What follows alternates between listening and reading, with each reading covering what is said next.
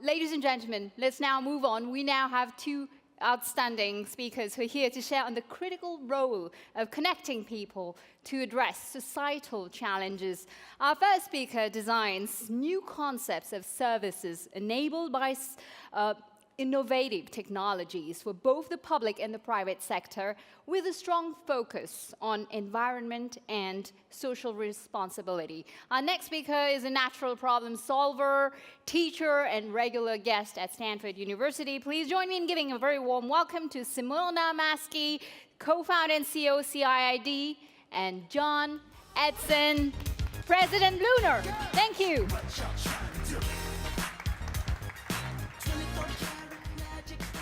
Hey, John, you promised some dance moves. Okay, right, okay, good job. Right, okay, guys, thank you for being here today. It's really nice to have you with us here. It's an honor, right?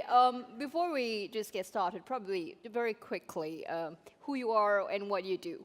Yeah, absolutely. Thanks, Asha.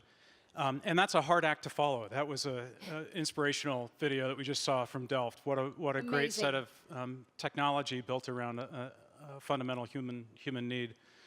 So I'm John Edson, and I'm from a firm called Lunar, based in San Francisco, California. We are a product and experience design firm. And we made this ad a couple of years ago as we were in discussions with McKinsey & Company to become part of their team. Which we have since done.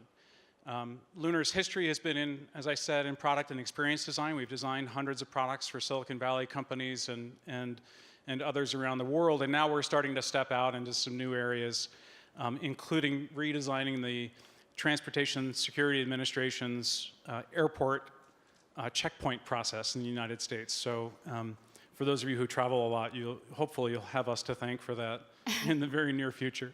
Yeah, we'll talk about that. Yeah. Right. But me personally, I'll just wrap up and say, you know, this image for me kind of encapsulate what we've been doing at Lunar for a really long time, which is we want to deliver the kinds of experiences that you see on the right, very human, wonderful, beautiful experiences. But we know, too, that it takes a lot of hard work. It takes a lot of difficult math and accounting to make these kinds of things happen. And in fact, we've put together a model. This is kind of our aspiration as we work with clients to deliver, you know, not average experiences, not averages between design and engineering and manufacturing and finance, but to really deliver exceptional experiences around this dial to create design impact. Right, fascinating. And Simona, and so what are you guys doing? Oh, you don't need that. Do you need it? I think your mic still works. Let's try it. Sorry? It's not working? Yeah, still. Ah, okay, so I thought because I was wondering why the two mics. So a few words about myself first. Yeah. So yes, I'm Simona, and I'm actually from Milano, so I'm super happy and proud to be here. Yes, to be here. So you also get a bit of Italian accent. Very good. In this age of the experience, so it's not just about design. Yes, 10 years ago, together with other co-founders, we started CID, which is a place where creative minds from all over the world come to design experiences that put people in the center. And actually now we start talking about life-centered design, not just people, meaning that we want to also keep into account the whole ecosystem of life around people, natural resources, and everything that goes with sustainable thinking about the future. So imagine a place where a lot of international people work together. Our language is prototyping, so we make very little PowerPoints, very little report. It's a lot of making, digital and also hardware. And yeah, come and visit. And we have an incubator, we have a educational program, summer schools, and also consulting arm. And we will come. Very, very happy, very proud of the work.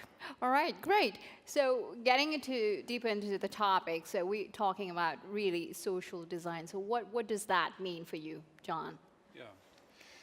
Well, you know, for me in my daily work, can we go to the next slide?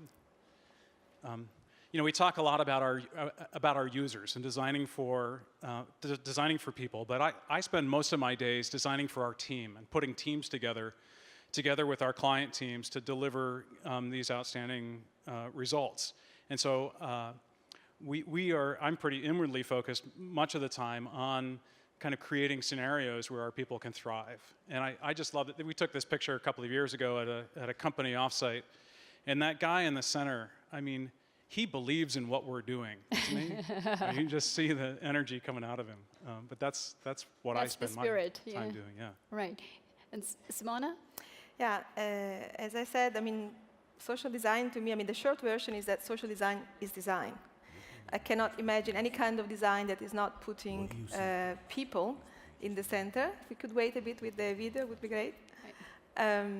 So having people in the center is key to design and is key to innovation.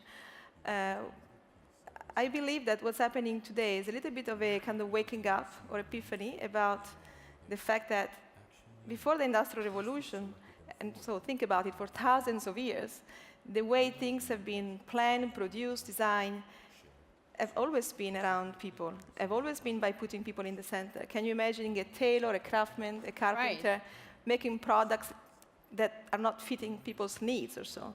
But then with the Industrial Revolution, you know, machines came along, and with a lot of good things and improvement for our quality of life and lifestyles, but still, the logic is moving from crafting an experience for someone specifically to answer the logics of the machines, of the economies of scales, and so on. So all of a sudden, people started being called as targets, you know, marketing targets and categories and so on. So I think right now, and thanks to digital technologies especially, what's happening is just this epiphany that actually people are in the center and doing social design, so design that creates value for people is the business of design.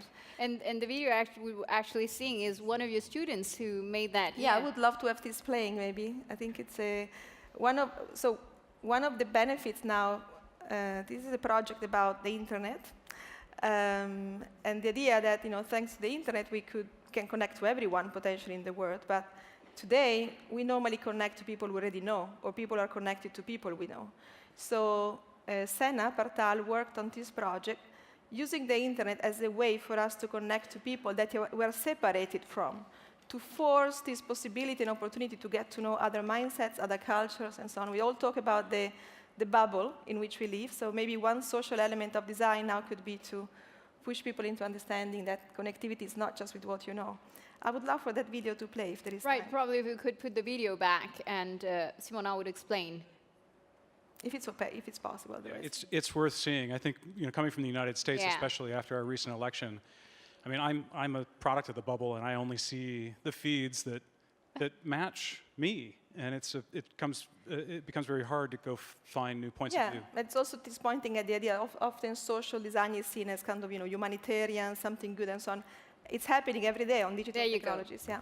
Your Facebook news feed. What you see first is pages that you have liked or people that you are friends with. Through them, you see other people and posts. When you look at yourself from another perspective, you are just another piece of this network. You may think everything you see in your newsfeed is randomly there. Actually, no. Facebook selected them for you, thinking that you would like them. They know what you might like because you pressed a like button, shared, searched, or simply clicked on the similar content in the past. And what you clicked in the past determines what you see next. We are in a stage where more data is available about human behavior than ever before. This data helps Facebook to make predictions about your future behaviors. They don't want you to be annoyed or bored. They want you to see the things that you are supposed to be interested in. Ultimately, this causes a continuous self-confirmation, which leaves you isolated to diverse opinions, lifestyles, and even potential dangers. Alter gives you a way to visualize the types of content you are not exposed to, your friends that you never see in your newsfeed, and people with completely opposite interests to you. It helps you to see the world from other people's perspectives.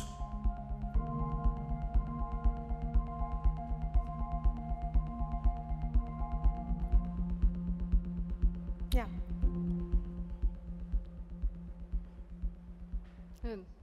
So this video was made by one of your students, you were saying, right? Yeah, Senna, and 8 weeks of work, I like to say, from beginning to end. And again, social design also in the digital age is also about helping us opening up our brain and push the boundaries of who we are, what we understand. Right. So as a designer, so how are you contributing to the social aspect of design, John? Yeah, I think a lot of the work we do, in fact, a lot of the work that we do touches on emerging markets, and we do a fair amount of pro bono work locally in San Francisco and across the world.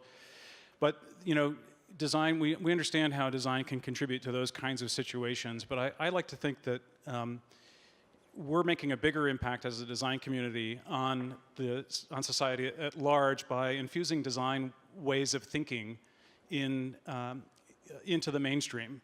I teach at Stanford, as Asha said in my introduction, and one of the things that Stanford has recently done along the path of embracing design as an important skill, they've completely retooled their undergraduate education. So now if you're an undergraduate at Stanford, you cannot graduate until you have a course in creative expression. Stanford has recognized that it's no longer good enough to go out and understand and control the world, but that we have to be people who can contribute, who can put our own ideas and new ideas and thoughts into the world in new ways. And I think this is going to change the way that we solve problems. And it all comes to education. Yeah. And Simona, how are you doing it? Yes, so we are also busy training the leaders of tomorrow and what we say, like building their creative confidence. And that the way we look at innovation and the framework we use at CID is like an idea that innovation is going into a process of being open and distributed.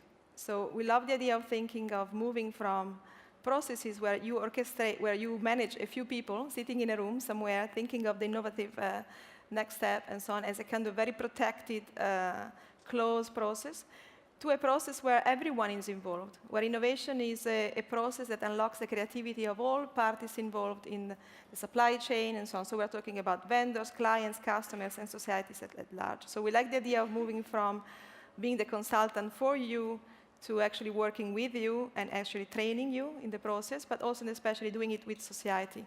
And of course, imagine the brain power and the tools and the time we have in a small room with a few walls under IP and everything into opening up to processes where everyone can contribute. Everyone is an expert when it comes to innovation. Yeah.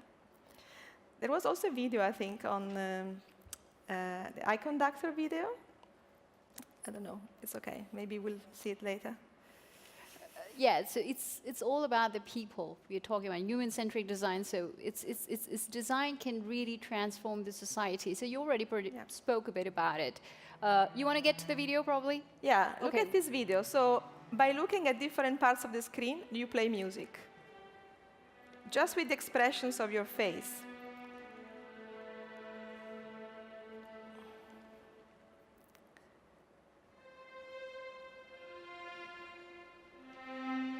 So if you look in the center, you pause, and this is the inspiration. It comes from Andreas, who wanted to make a difference in people with disabilities, people who cannot move their hands or their legs, so they can't play instruments. Still, they love music. Music is part of their life.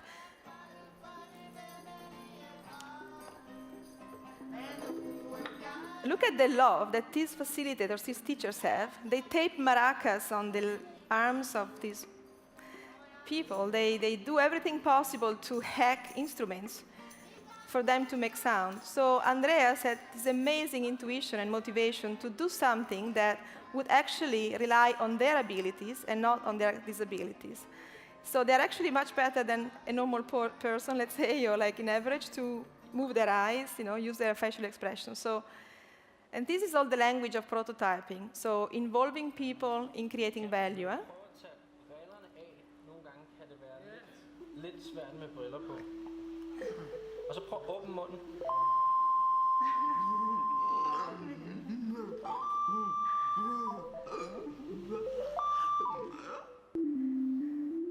So we play with different layouts, circles, or actually Andreas played with different layouts in different ways, and the users, as we call them, which is a word I kind of really don't like, but it's the people who are helping co-creating. And at the end, you saw the result. And what I really like to point out is that starting with the social design and crafting a specific experience for a very niche, a few people in the room, actually generated a solution that you can imagine how amazing it would be for everyone at the desk working, taking a few minutes off, in play, entertainment, markets, and so on. So go with a few, prototype with a few, go deep into creating value, and then the scalability, the business case, all the numbers We follow, right? yeah, This is fascinating and inspiring. Yeah, we can also move on. It's right. So, John, getting back to the question on human-centric design. So, if it is really transforming the society, so how are you achieving this today? Yeah. So, this doesn't work. okay. Is it connected? So, can we go to the next slide? This is a picture of the garage that Hewlett-Packard started in Silicon Valley, and I chose this because as we talk about collaboration, right? This is such an important part of this idea of social design and bringing disparate people together to work on problems. And this is really the kind of the heartbeat of Silicon Valley is startups getting together around an idea. We saw earlier the VR technology and heard some of the experiences about how that company is getting going. And the thing about these companies at this stage in Silicon Valley is that they don't talk about collaboration. They just all sort of show up and work on the product together or work on the service idea that they're building together. People take off their titles, take off their hats, and they work on the problems together. And this is an idea that I think is central to the companies that are embracing this way of being, embracing design, is that they're cutting across kind of the usual silos. I love your Simona, the way you talked about kind of pre-industrial revolution, how products were made. Well, it was a one-to-one relationship between the artisan and the user or the person. Dialogue, yeah. And the McKinsey and Company helped. They've made their fortunes. We have made our fortunes on advising companies over the last 100 years on how to optimize businesses so that you can get more margin out of them.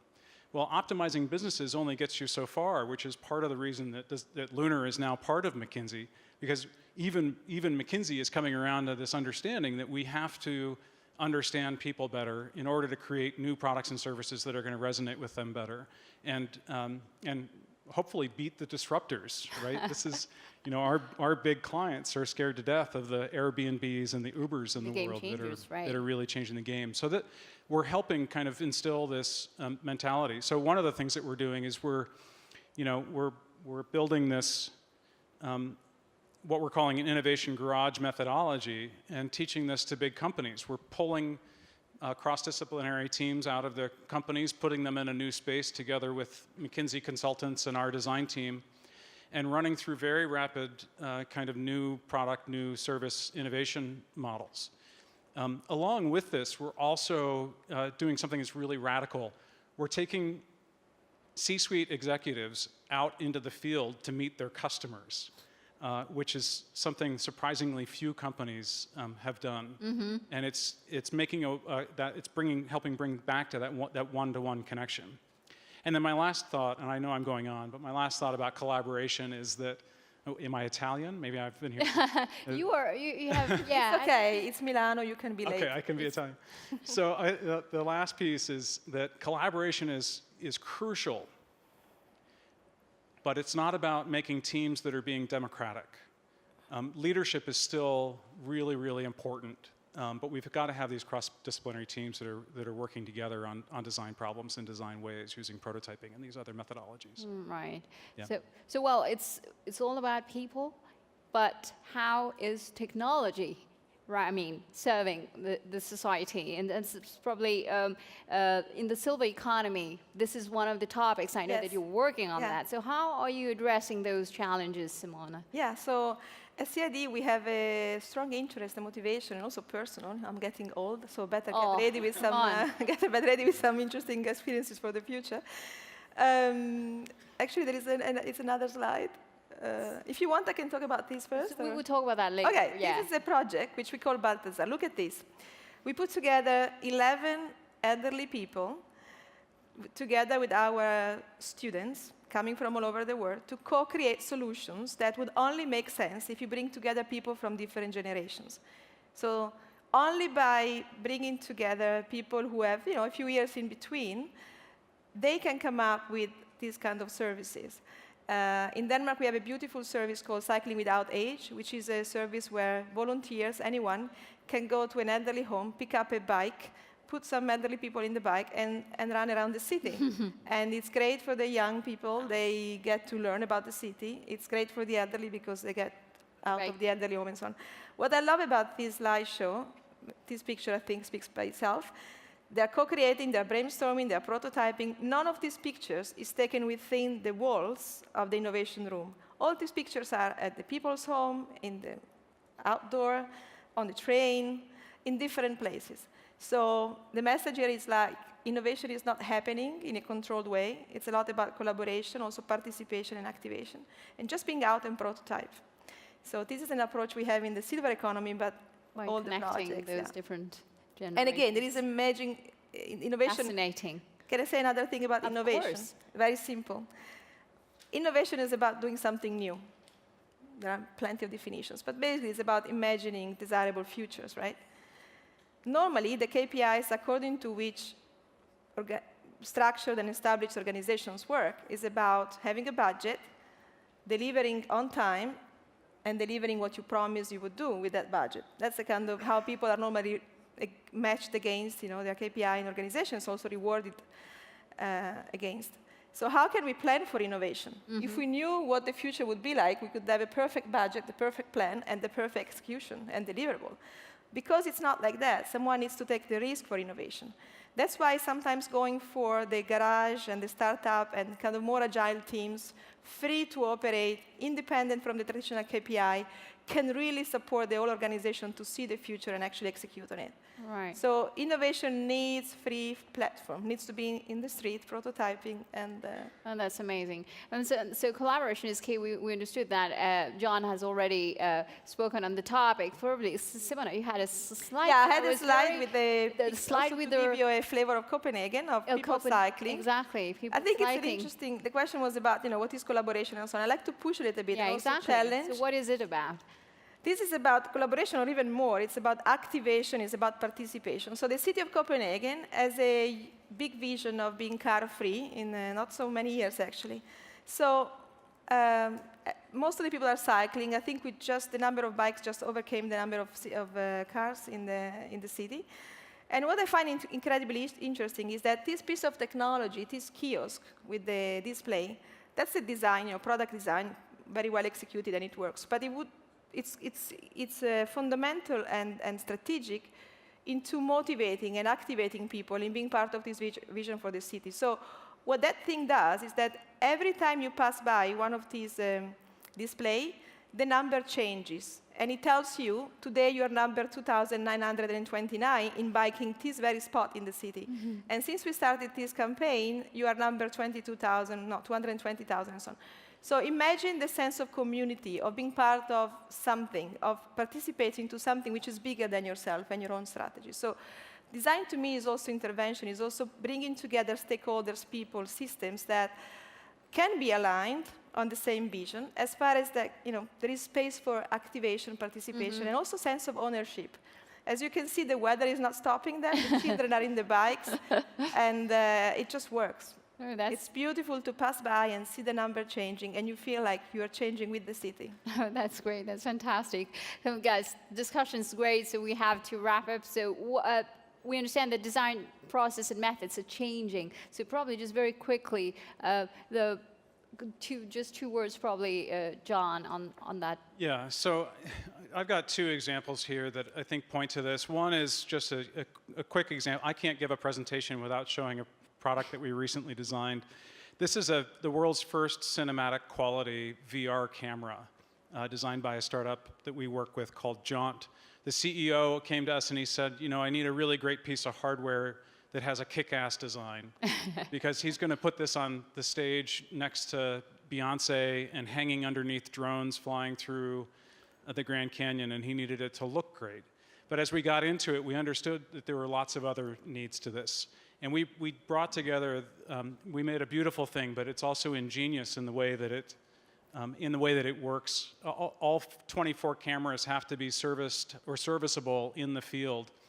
And every camera has a cable that connects to every other camera because they have a timing signal that they pass between it. So it's a really complicated box. But we created a design that makes it easy to do that. And then finally, from a technical capability, they didn't have a big budget, and they're not selling these cameras. They're going to become a production company, so cost was a huge issue.